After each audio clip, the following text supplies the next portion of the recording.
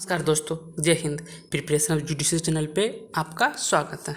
यहाँ पीसी के third session का थर्ड वीडियो है। थर्ड सेशन में आपको धारा 107 से लेकर के 298 तक का सभी इंपॉर्टेंट एमसीक्यू कराया जा रहा है, जिसका यह थर्ड वीडियो। तो चलिए बिना देरी किए शुरू करते हैं। क्वेश्चन नंबर 61 से, थर्ड सेशन में 61 से आपको मिलेगा। क्वेश्चन नंबर 61 क्या है? ए एवं बी अगले दिन सी की हत्या करने का योजना बनाता है, वे दोषी हैं। वे किसका दोषी है? ऑप्शन नंबर ए योजना बनाने के अपराध का, ऑप्शन बी आपराधिक षड्यंत्र के अपराध का, ऑप्शन सी हत्या के प्रयत्न के अपराध का, ऑप्शन डी किसी अपराध के नहीं। ये क्वेश्चन आपको यूपी सिविल जज 2012 के एग्जाम में पूछा जा चुका है। तो मैं आपको बता दूं यहाँ पर क्या होगा, वह कौन सा अपराध का दोषी होगा। तो इस क्वेश्चन में आपको दोषी होगा वो आपराधिक षड्यंत्र के अपराध का दोषी होगा। क्वेश्चन नंबर 61 आपको पूछा जा चुका है, यूपी सिविल जज 2012 के एग्जाम में पूछा जा चुका है। ओके, चलिए नेक्स्ट क्वेश्चन देखते हैं। नेक्स्ट क्वेश्चन क्या है? Question number 62। इसमें क्या करना है? सूची 1 को सूची 2 से सम्मिलित करना है। सूची 1 में क्या दिया गया है? सूची 1 में सेक्शन दिया गया है एंड सूची 2 में सेक्शन से संबंधित फैक्ट बताया गया है। ओके, चलिए देख लेते हैं क्या है, कौन से सेक्शन फैक्ट आपको मिलता है इसमें। ओके, तो मैं आपको बता दूँ, इसमें आपको आईपीसी के सेक्शन 73 में क्या बताया गया है? 73 में बताया गया आपको एकांत परिरोध बताया गया है। ओके, वही आपको 84 में क्या बताया गया है? 84 में आपको बताया गया है विकृचित व्यक्ति का कार्य बताया गया है।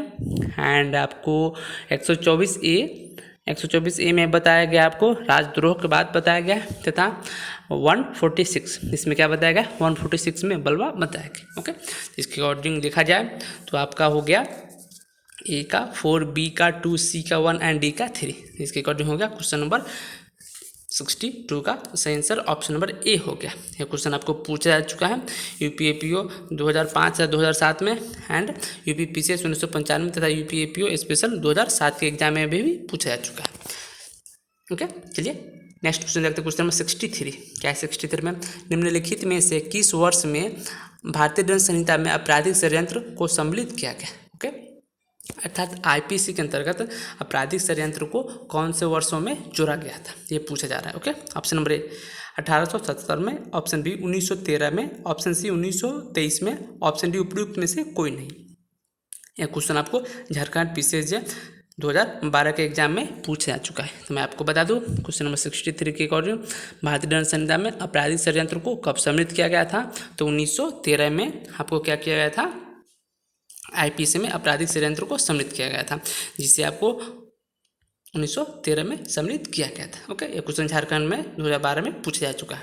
चलिए नेक्स्ट क्वेश्चन देख लेते हैं। क्वेश्चन नंबर 64 क्या है? 64 ए और बी सी के मकान में चोरी करने के लिए सहमत हो जाते हैं, किंतु वास्तव में चोरी नहीं करते हैं। उन्होंने अपराध किया है। उन्होंने कौन अपराध किया? ओके, ऑप्शन नंबर ए आपराधिक षड्यंत्र किया है, या फिर ऑप्शन बी षड्यंत्र द्वारा उत्प्रेरण किया है, या फिर ऑप्शन सी उकसावे द्वारा उत्प्रेरण किया है, या फिर ऑप्शन डी कोई अपराध नहीं किया है। क्वेश्चन आपको एमपीएपीओ 2015 के एग्जाम में पूछा जा चुका है। तो मैं आपको बता दूं इसमें कौन सा अपराध किया गया है। तो इसमें अपराध किया गया आपको आपराधिक षड्यंत्र का अपराध किया गया। क्वेश्चन नंबर 64 में ए और बी सी के मकान में चोरी करने के लिए सहमत होते हैं, लेकिन वास्तव में चोरी नहीं करते हैं। तो वो कौन से अपराध के दोषी होते हैं? तो वह आपराधिक षड्यंत्र के दोषी होते हैं। तो क्वेश्चन आपको एमपीएडीपीओ 2015 के एग्जाम में पूछा जा चुका है। चलिए नेक्स्ट क्वेश्चन देख लेते हैं। क्वेश्चन नंबर 65 में क्या होता है? आपराधिक षड्यंत्र के अपराध हेतु यह आवश्यक है कि कोई और कार्य सदैव, ऑप्शन ए क्या होता है? सदैव पक्षकारों की सहमति के अनुसरण में किया जाए। ऑप्शन बी किया जाना कतई आवश्यक नहीं है। ऑप्शन सी किया जाना केवल उसी स्थिति में आवश्यक है जबकि वह सहमति किसी अपराध करने के सिवाय है। ऑप्शन डी उपयुक्त में से कोई नहीं। क्वेश्चन नंबर 65 में मैं आपको बता दूं आपराधिक षड्यंत्र के अपराध हेतु यह आवश्यक है कि कोई और कार्य कैसा होना चाहिए? कोई और कार्य किया जाना केवल उसी स्थिति में आवश्यक है जबकि वह सहमति किसी अपराध के सिवाय है। ओके, क्वेश्चन नंबर 65 का सही आंसर है क्या? Option number C. ओके, चलिए इसका व्याख्या देख लेते हैं। भारतीय दंड संहिता की धारा 120 के परंतु के अनुसार किसी अपराध को करने की सहमति के सिवाय कोई सहमति आपराधिक षड्यंत्र तब तक न होगी जब तक कि सहमति के अलावा कोई कार्य उसके अनुसरण में उस सहमति के एक या एक से अधिक पक्षकारों द्वारा नहीं किया कर दिया जाता। ओके, क्वेश्चन नंबर 65 हो गया। And next question number 66। क्या है 66 में? जब दो या अधिक व्यक्ति कोई अवैध कार्य अथवा कोई ऐसा कार्य जो अवैध नहीं है अवैध साधनों द्वारा करने या करवाने को सहमत होता है, तब ऐसा करार क्या होता है? ओके, तब ऐसा कार्य या फिर ऐसा करार क्या कहलाता है? ओके, ऑप्शन नंबर ए आपराधिक षड्यंत्र होता है, ऑप्शन बी आपराधिक दुष्प्रेरण होता है, ऑप्शन सी आपराधिक षड्यंत्र एवं दुष्प्रेरण दोनों होता है, तथा ऑप्शन डी उपरोक्त में से कोई नहीं। ओके, तो मैं आपको बता दूं इस स्थिति में क्या होगा, यह आपको हो जाएगा आपराधिक षड्यंत्र हो जाता है। क्वेश्चन नंबर 66 का आंसर हो गया ऑप्शन नंबर ए। ओके, चलिए मैं इसका व्याख्या देख लेता हूँ। प्रस्तुत समस्या आईपीसी की धारा के अध्याय 5 क के धारा 120 क पर आधारित है। धारा 120 क दंड विधि संशोधन अधिनियम 1913 द्वारा जोड़ा गया है।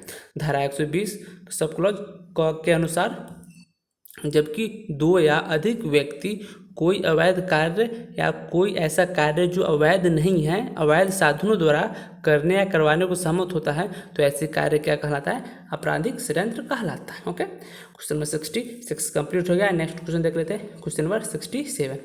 क्या क्वेश्चन नंबर 67 में? कोई करार अर्थात सहमति आपराधिक षड्यंत्र कहलाती है यदि ऑप्शन नंबर ए दो या अधिक व्यक्ति किसी अवैध कृत्य को करने के लिए सहमत होता है, ऑप्शन बी यदि करार अर्थात सहमति के अनुसरण में उसके सभी पक्षकार द्वारा कोई अवैध कार्य किया जाता है, ऑप्शन सी यदि सहमति के अनुसरण में उसके कम से कम एक पक्षकार द्वारा कोई अवैध कार्य किया जाता है, तो ऑप्शन डी उपरोक्त में से कोई नहीं। ओके, क्वेश्चन नंबर 67 था कोई करार आपराधिक षड्यंत्र कहलाता है यदि सहमति के अनुसरण में उसके कम से कम एक पक्षकार द्वारा कोई अवैध कार्य किया जाता है। क्वेश्चन नंबर 67 का आंसर हो गया option number C. Okay, question आपको एमपीएपीओ 2008 के एग्जाम में पूछा जा चुका है। ओके, चलिए नेक्स्ट क्वेश्चन देख लेते हैं। Question number 68। क्या है 68 में? भारतीय दंड संहिता के अंतर्गत आपराधिक षड्यंत्र का अपराध गठित करने हेतु कौन सी आवश्यक शर्त साबित किया जाना होता है? ऑप्शन नंबर ए दो या दो से अधिक व्यक्तियों का पूर्व मिलना, ऑप्शन बी दो या अधिक व्यक्तियों द्वारा किसी अवैध कृत्य को करने या अवैध कृत्यों को अवैध साधन द्वारा करने का करार होना, ऑप्शन सी एक व्यक्ति का या अन्य व्यक्तियों की सहायता से कोई अवैध कृत्य का किया जाना, ऑप्शन डी दो या अधिक व्यक्तियों ने दोषपूर्ण मस्तिष्क के साथ अचानक प्रकोपन में एक अपराध कारित किया है। यह क्वेश्चन आपको पूछा जा चुका था एमपी सिविल जज 2013 के एग्जाम में पूछा जा चुका है। तो मैं आपको बता दूं इसमें कौन सा आंसर होगा। इसका सही आंसर होगा ऑप्शन नंबर बी दो या अधिक व्यक्ति द्वारा किसी अवैध कृत्य को करने या अवैध कृत्य को अवैध साधनों द्वारा करने का करार कहलाता है आपराधिक षड्यंत्र। ओके, चलिए नेक्स्ट क्वेश्चन देख लेते हैं। क्वेश्चन नंबर 69 में क्या पूछ रहा है? भारतीय दंड संहिता की धारा 120 के सब क्लॉज क के अनुसार 120 सब क्लॉज सेक्शन 120 क के अनुसार आपराधिक षड्यंत्र की सहमति के लिए व्यक्तियों की न्यूनतम संख्या कितनी होती है? ओके, अर्थात व्यक्ति की न्यूनतम संख्या क्या है? Option number A 2, option B 3, option C 4 तथा ऑप्शन डी 5। ये क्वेश्चन आपको पूछा जा चुका है उत्तराखंड एपीओ 2016 तथा एमपी सिविल 2005 और 2006 के एग्जाम में पूछा जा चुका है। तो मैं आपको बता दूं आईपीसी की धारा 120 क के अनुसार आपराधिक षड्यंत्र की सहमति के लिए न्यूनतम कितने व्यक्ति की आवश्यकता है? मैं आपको बता दूं न्यूनतम 2 व्यक्ति की आवश्यकता है। क्वेश्चन नंबर 69 का आंसर हो गया ऑप्शन नंबर ए। चलिए मैं इसका व्याख्या देख लेता हूँ। आपराधिक षड्यंत्र अर्थात क्रिमिनल कॉन्स्पिरेसी का अपराध आईपीसी के सेक्शन 120 क में परिभाषित है। इसके अनुसार जब दो या दो से अधिक व्यक्ति कोई अवैध कार्य अथवा कोई ऐसा कार्य जो अवैध नहीं है अवैध साधनों द्वारा करने या करवाने का सहमत होता है, तब ऐसी सहमति आपराधिक षड्यंत्र कहलाती है। अतः स्पष्ट है आपराधिक षड्यंत्र के अपराध के लिए कम से कम दो या दो से अधिक व्यक्तियों का होना आवश्यक है। केवल एक व्यक्ति को आपराधिक षड्यंत्र के अपराध के लिए दंडित नहीं किया जा सकता। धारा 120 ख में आपराधिक षड्यंत्र के लिए दंड का प्रावधान किया गया है। ओके, चलिए नेक्स्ट क्वेश्चन देख लेते हैं। क्वेश्चन नंबर 70 देख लेते हैं। इसमें क्या है? ए और बी सी के मकान में चोरी करने के लिए सहमत हो जाता है। ओके, लेकिन वास्तव में चोरी करते नहीं हैं। उन्होंने कौन सा अपराध किया है? ओके, ऑप्शन नंबर ए आपराधिक षड्यंत्र, ऑप्शन बी आपराधिक षड्यंत्र द्वारा दुष्प्रेरण का, ऑप्शन सी उकसावे द्वारा दुष्प्रेरण का तथा ऑप्शन डी कोई अपराध नहीं। ये क्वेश्चन आपको बिहार पीसीएस जे 2009 के एग्जाम में और राजस्थान एपीओ 2011 के एग्जाम में पूछा जा चुका है। तो मैं आपको बता दूं इस स्थिति में कौन सा अपराध होगा, तो इस स्थिति में आपराधिक षड्यंत्र का अपराध होगा। ये क्वेश्चन पहले भी पूछा जा चुका है। ओके, क्वेश्चन नंबर 70 का सही आंसर हो गया ऑप्शन नंबर ए। चलिए मैं इसका व्याख्या बता देता हूँ।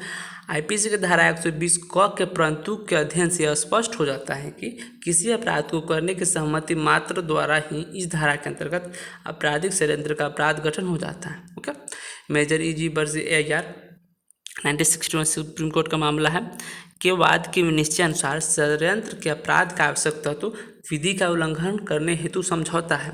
यदि वे लोग कोई अवैध कार्य करने के सहमत होते हैं तो आपराधिक षड्यंत्र का दोषी होंगे, भले ही किए जाने के लिए विनिश्चित अवैध कार्य कारित न हुआ। इस प्रकार स्पष्ट है कि उपरोक्त दृष्टांत में A और B आपराधिक षड्यंत्र के अपराध का दोषी। नंबर 71 में क्या है, सूची को सूची 2 से सम्मिलित करना। ओके, इसमें क्या है, सूची 1 में दिया गया वाद है तथा सूची 2 में विषय दिया गया है। कौन सा वाद कौन से विषय से संबंधित है, यह क्वेश्चन 71 में पूछा जा रहा है। तो चलिए देखते हैं कौन सा वाद कौन से विषय से संबंधित है। ओके, तो आपको केहर सिंह बनाम दिल्ली प्रशासन का वाद संबंधित है, आपको आपराधिक षड्यंत्र से संबंधित है। ओके, एंड महबूब शाह बनाम एम्परर का वाद जो है ये हो गया आपको सामान्य आशय से संबंधित है। और नवाब अली बनाम उत्तर प्रदेश का वाद और आपको प्राइवेट डिफेंस अर्थात व्यक्तिगत प्रतिरक्षा का प्रशासन अधिकार से संबंधित है। एंड विश्वनाथ बनाम उत्तर प्रदेश का वाद व्यक्तिगत प्रतिरक्षा का अधिकार से संबंधित है। ओके, तथा नवाब अली बनाम उत्तर प्रदेश का राज व्यक्तिगत प्रतिरक्षा तथा साथ ही साथ सामान्य उद्देश्य से भी संबंधित है। इसमें क्या पूछ रहा है, सामान्य उद्देश्य। तो सामान्य उद्देश्य में आ जाएगा आपको नवाब अली बनाम उत्तर प्रदेश राज तथा विश्वनाथ बनाम उत्तर प्रदेश राज। इसका मामला आपको आ जाएगा प्राइवेट डिफेंस व्यक्तिगत प्रतिरक्षा का प्रशासन का अधिकार से आ जाएगा। ओके, तो इसके अकॉर्डिंग देख लिया जाए आपका ए का हो गया 2, बी का 4, सी का 1 एंड डी का हो गया 3। ओके, तो क्वेश्चन नंबर 71 का आंसर हो रहा है ऑप्शन नंबर ए। ओके, चलिए क्वेश्चन आपको पूछा जा चुका है। जहाँ उत्तराखंड PCSJ 2005 तथा उत्तराखंड PCSJ 2008 में भी पूछा जा चुका है। ओके, चलिए इसके व्याख्या के माध्यम से देख ले। तो खैर सिंह बनाम दिल्ली प्रशासन का वाद आपराधिक षड्यंत्र से संबंधित है। महबूब शाह बनाम एम्परर का वाद सामान्य आशय से।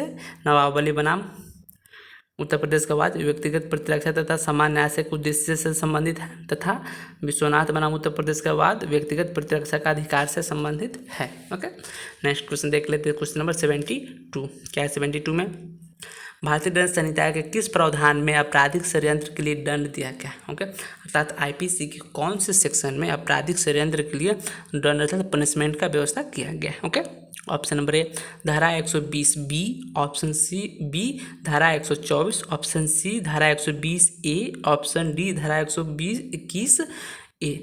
ओके, ये क्वेश्चन आपको MP APO 2009 उत्तराखंड APO 2010 में पूछा जा चुका है। तो मैं आपको बता दूं IPC के कौन से सेक्शन में आपराधिक षड्यंत्र को बताया गया है, आपराधिक षड्यंत्र के दंड को बताया गया है। तो IPC के सेक्शन 120B में क्या बताया गया है, आपराधिक षड्यंत्र के लिए दंड का प्रावधान किया गया है। ओके, क्वेश्चन नंबर 72 का सही आंसर हो गया ऑप्शन नंबर ए। ओके, चलिए इसका व्याख्या देख लेते हैं। आपराधिक षड्यंत्र के लिए दंड का प्रावधान भारतीय दंड संहिता की धारा 120B में किया गया है, जबकि धारा 120A में आपराधिक षड्यंत्र की परिभाषा दिया गया है तथा धारा 121A में भारत सरकार के विरुद्ध युद्ध करने के दंडनीय अपराध के षड्यंत्र और धारा 124 में राष्ट्रपति राज्यपाल आदि पर हमला आदि को दंडनीय बनाया गया। ओके, नेक्स्ट क्वेश्चन देख लेते हैं। क्वेश्चन नंबर 73 क्या है, 73 में पूछ अ, ब और स ने एक अपराध करने के लिए षड्यंत्र किया। फिर अ और ब ने बाद में इस योजना को त्याग दिया, परंतु स ने वही अपराध घटित किया जिसके लिए उन तीनों ने षड्यंत्र रचा था। जब स को गिरफ्तार किया गया तो उसने अ और ब का भी नाम बताया। अ और ब ने अपने बचाव में कहा कि उन्होंने अपराध करने का इरादा त्याग दिया था और उसमें उन्होंने भाग भी नहीं लिया। तब ऑप्शन नंबर ए केवल अ को अभियोजित किया जाएगा। ऑप्शन बी किसी को भी आपराधिक षड्यंत्र के लिए अभियोजित नहीं किया जाएगा। ऑप्शन सी अ, ब, स तीनों को आपराधिक षड्यंत्र के लिए अभियोजित किया जाएगा। तो ऑप्शन डी उपरोक्त में से कोई नहीं। ओके, मैं आपको बता दूं इस स्थिति में क्या होगा, इस स्थिति में आपको अ ब स तीनों को आपराधिक षड्यंत्र के लिए अभियोजित किया जाएगा। कैसे किया जाएगा, चलिए इसको मैं व्याख्या के माध्यम से स्पष्ट करता हूँ। ये क्वेश्चन आपको MPFPO 1997 में पूछा जा चुका है। आईपीसी के सेक्शन 120 क के अधीन आपराधिक षड्यंत्र के अपराध के गठन हेतु अपराध होने की सहमति पर्याप्त है, केवल सहमति ही पर्याप्त है। ओके, अतः अ ब स तीनों को अपराधिक षड्यंत्र के लिए अभियोजित किया जाएगा। चलिए नेक्स्ट क्वेश्चन देखते हैं, क्वेश्चन नंबर 74। क्या 74 में, निम्नलिखित में से किस निर्णय में पति और पत्नी दोनों को अपराधिक षड्यंत्र का दोषी माना गया था? कौन से वाद में पति और पत्नी दोनों को अपराधिक षड्यंत्र का दोषी माना गया था? चलिए देख लेते हैं। ऑप्शन ए क्या है, तेजत खान बनाम state of MP। Option B Kuldeep Singh बनाम state of Rajasthan. Option C Darshan Singh बनाम स्टेट। ऑप्शन डी हो गया प्रदुमा बनाम स्टेट का मामला। ये क्वेश्चन उत्तराखंड PCS 2008 के एग्जाम में पूछा जा चुका है। तो मैं आपको बता दूं, कौन सा वाद में पति और पत्नी दोनों को आपराधिक षड्यंत्र का दोषी माना गया था? तो वाद है आपको कुलदीप सिंह बनाम स्टेट ऑफ राजस्थान का मामला, AR 2000 सुप्रीम कोर्ट का मामला है। ओके, तो क्वेश्चन नंबर 74 आपको पूछा जा चुका है, उत्तराखंड PCS 2008 के एग्जाम में भी पूछा जा चुका है। ओके, चलिए मैं इसका व्याख्या देख लेता हूँ। कुलदीप सिंह बनाम स्टेट ऑफ राजस्थान का मामला 2000 सुप्रीम कोर्ट के बाद में उच्चतम न्यायालय ने 25 अप्रैल 2000 को निर्णय सुनाते हुए कहा कि पति और पत्नी दोनों इस मामले में आपराधिक षड्यंत्र के दोषी हैं। ओके, चलिए नेक्स्ट क्वेश्चन देख लेते हैं, क्वेश्चन नंबर 75। क्या है 75 में, उच्चतम न्यायालय ने निम्न वाद में से किसमें कहा कि पत्नी अपने पति को संरक्षण देने पर दोषारोपित नहीं की जा सकती। ओके, यह कौन से वाद में बताया गया था? ओके, ऑप्शन नंबर ए राज्य बनाम रतन के मामले में। Option B state of Tamil Nadu बनाम नलिनी के मामले में। ऑप्शन सी जयनारायण मिश्र बनाम स्टेट के मामले में। ऑप्शन डी सरदार सिंह बनाम स्टेट के मामले में। यह क्वेश्चन आपको उत्तराखंड PCS 2008 के एग्जाम में पूछा जा चुका है। तो मैं आपको बता दूं, उच्चतम न्यायालय ने निम्न वाद में से किसमें कहा कि पत्नी अपने पति को संरक्षण देने पर दोषारोपित नहीं की जा सकती है? तो वह वाद है आपको स्टेट ऑफ तमिलनाडु बनाम नलिनी के बाद में उच्चतम न्यायालय द्वारा कहा गया था कि पत्नी अपने पति को संरक्षण देने पर दोषारोपित नहीं की जा सकती। क्वेश्चन नंबर 75 का सही आंसर हो गया ऑप्शन नंबर बी। क्वेश्चन आपको उत्तराखंड PCS 2008 के एग्जाम में पूछा जा चुका है। चलिए मैं इसका व्याख्या देख लूँ। उच्चतम न्यायालय ने स्टेट ऑफ तमिलनाडु बनाम नलिनी के बाद में निर्णय सुनाते हुए कहा कि पत्नी अपने पति को संरक्षण देने पर दोषारोपित नहीं की जा सकती है, जबकि मध्य प्रदेश राज्य बनाम रतन सिंह का वाद जेल में 20 वर्ष का कारावास पूर्ण कर लेने से संबंधित है, तथा सरदार सिंह बनाम स्टेट का वाद पटवारी पद पर नियुक्ति से संबंधित है। ओके, चलिए नेक्स्ट क्वेश्चन देख लेते हैं, क्वेश्चन नंबर 76। क्या है 76 में, भारतीय दंड संहिता के अंतर्गत निम्नलिखित में से किस अपराध की तैयारी दंडनीय है? अर्थात IPC के अंतर्गत नीचे जो अपराध बताया गया इसमें से कौन से अपराध के मात्र तैयारी ही क्या है, दंडनीय है? ओके, ऑप्शन नंबर ए हत्या। ऑप्शन नंबर बी दहेज हत्या। ऑप्शन नंबर सी भारत सरकार के विरुद्ध युद्ध करना। ऑप्शन डी चोरी। यह क्वेश्चन आपको उत्तराखंड PCS 2009 के एग्जाम में पूछा जा चुका है। ओके, मैं आपको बता दूं IPC के अंतर्गत निम्न में से कौन सा अपराध है जिसमें मात्र तैयारी ही दंडनीय है? तो यह है आपको भारत सरकार के विरुद्ध युद्ध करना में क्या होता है, मात्र तैयारी ही दंडनीय माना जाता है। यह क्वेश्चन आपको उत्तराखंड PCS 2009 के एग्जाम में पूछा जा चुका है। क्वेश्चन नंबर 76 का सही आंसर हो गया ऑप्शन नंबर सी। चलिए मैं इसका व्याख्या देख लेता हूँ। IPC की धारा 121 के अंतर्गत भारत सरकार के विरुद्ध युद्ध करना या युद्ध करने का प्रयत्न करना या युद्ध करने का दुष्प्रेरण जिसमें ऐसे तैयारी समाविष्ट मानी जा सकती हैं को दंडनीय बनाया गया है। ऐसा राष्ट्र की सुरक्षा की दृष्टि से किया गया है और यह सर्वव्यापी सिद्धांत है कि हत्या, दहेज हत्या और चोरी के अपराध की तैयारी को दंडनीय नहीं बनाया गया है। ओके, चलिए नेक्स्ट क्वेश्चन देख लेते हैं, क्वेश्चन नंबर 77। क्या है 77 में, भारत सरकार के विरुद्ध युद्ध करने का षड्यंत्र का दंड भारतीय दंड संहिता के कौन सी धारा में बताया गया है? ओके, तो भारतीय दंड संहिता के कौन सी धारा के अधीन भारत सरकार के विरुद्ध युद्ध करने का षड्यंत्र को दंडनीय बनाया गया है? तो ऑप्शन नंबर ए धारा 120 में। ऑप्शन बी धारा 120A में। ऑप्शन सी धारा 121 क में। ऑप्शन डी धारा 121 में। क्वेश्चन आपको UPSC 2016 के एग्जाम में पूछा जा चुका है। ओके, तो मैं आपको बता दूं IPC के सेक्शन 121 क के अंतर्गत भारत सरकार के विरुद्ध युद्ध करने का षड्यंत्र को दंडनीय बनाया गया है धारा 121 के सब क्लॉज ए के अनुसार 21 के अनुच्छेद 121 के अनुसार उसे दंडनीय बनाएंगे। ओके, क्वेश्चन आपको यूपी सिविल 2016 के एग्जाम में पूछा जा चुका है। ओके, चलिए मैं इसका व्याख्या बता देता हूँ। भारत सरकार के विरुद्ध युद्ध करने का षड्यंत्र का प्रावधान भारतीय दंड संहिता धारा 121 में 21 क में किया गया है। ओके, मैं आपको बता दूं आईपीसी के सेक्शन 120 में क्या बताया गया है तथा 120 क एंड 121 में क्या बताया गया है। ओके, आपको 120 में बताया गया है कि कारावास से दंडनीय अपराध करने की परिकल्पना को छिपाना बताया गया है आईपीसी के सेक्शन 120 में, तथा 120 क में क्या बताया गया है तो आपराधिक षड्यंत्र की परिभाषा बताया गया है। ओके, एंड 121 क में क्या बताया गया है। उससे पहले मैं 121 में बता दूं। 121 में बताया गया कि भारत सरकार के विरुद्ध युद्ध करना या युद्ध करने का प्रयत्न करना या युद्ध करने का दुष्प्रयोग करना बताया गया है आईपीसी सेक्शन 121 में। ओके, तथा 121 में क में क्या बताया गया है, भारत सरकार के विरुद्ध युद्ध करना या युद्ध के प्रयत्न करना या दुष्प्रयोग करने के मात्र प्रयत्न को क्या बताया गया, दंडनीय बनाया गया। ओके, षड्यंत्र को दंडनीय बनाया गया। क्वेश्चन नंबर 77 का सही आंसर हो गया ऑप्शन नंबर सी।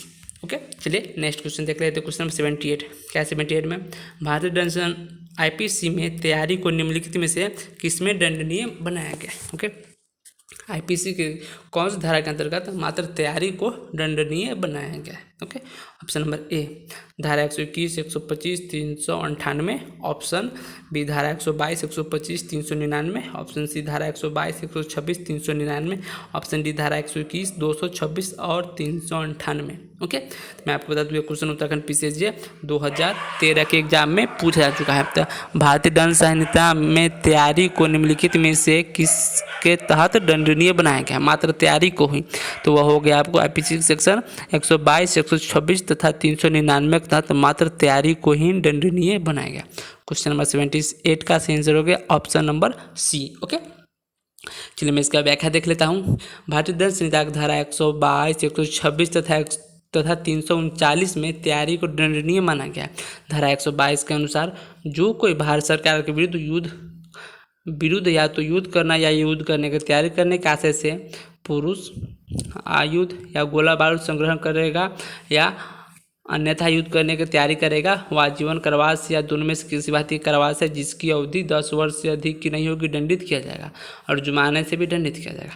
वही धारा 126 के अनुसार जो कोई भारत सरकार से मैत्री या शांति का संबंध रखने वाले किसी व्यक्ति के राज्य में लूटपाट करेगा या लूटपाट करने की तैयारी करेगा, वह दोनों में से किसी बात की कारावास है जिसकी अवधि 7 वर्ष तक की हो सकेगी, दंडित किया जाएगा और वह जुर्माने से और ऐसी लूटपाट करने के लिए उपयोग में लाई गई जो उपयोग में लाई जाने के लिए आश्रित या ऐसे लूटपाट द्वारा अर्जित संपत्ति के समापहरण से भी दंडनीय है।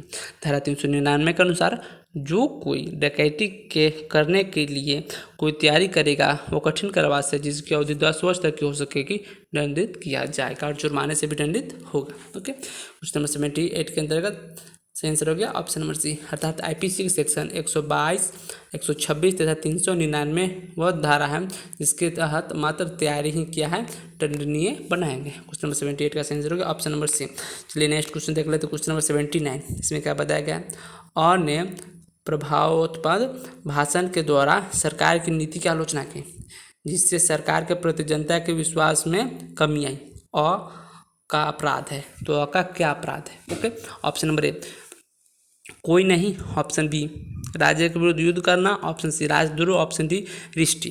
तो क्वेश्चन आपको पूछा जा चुका है, राजस्थान पीओ 2015 के एग्जाम में पूछा जा चुका है। तो मैं आपको बता दूं यहाँ पर अ का अपराध क्या है, अ का कोई अपराध नहीं है। कैसे कोई अपराध नहीं है, इसलिए मैं इसको व्याख्या से बता देता हूँ। प्रस्तुत मामले में न तो अन्य धारा 124 के अनुसार राजद्रोह का अपराध किया है, न ही धारा 121 के अधीन राज्य के विरुद्ध युद्ध किया तथा धारा 425 के अधीन रिष्टि का अपराध भी निर्मित नहीं किया गया। अतः अन्य क्या किया, अन्य कोई अपराध नहीं किया है। ओके, नेक्स्ट क्वेश्चन देख लेते हैं। क्वेश्चन नंबर 80 निम्नलिखित में से कौन सा अपराध न तो मानव शरीर के विरुद्ध और न ही संपत्ति के विरुद्ध है। ओके, ऑप्शन नंबर ए छल, ऑप्शन बी राजद्रोह, ऑप्शन सी लूट, ऑप्शन डी हत्या।